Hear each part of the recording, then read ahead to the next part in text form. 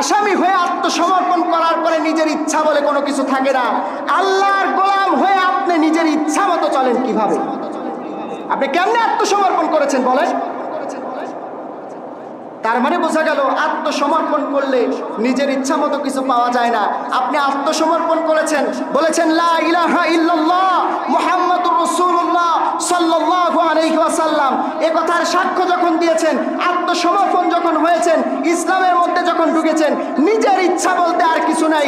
আপনার প্রতিটা পদক্ষেপে আপনার জীবন পরিচালনা হবে আল্লাহর সংবিধান দিয়ে। ঠিক কিনা বলেন? আল্লাহর সংবিধান দিয়ে জীবন পরিচালনা করতে হবে। কেননা আত্মসমর্পণ করার পরে আল্লাহ কি বলেছে আপনি শোনেন নাই? ওমা খলাকতুল জিন্না ওয়াল ইনসা ইল্লা লিয়াবুদুন, আমি কেবলমাত্র শুধুমাত্র মানুষ আর জিনকে সৃষ্টি করেছি কার ইবাদত করার জন্য? কার ইবাদত করার জন্য? আল্লাহর ইবাদত করার জন্য।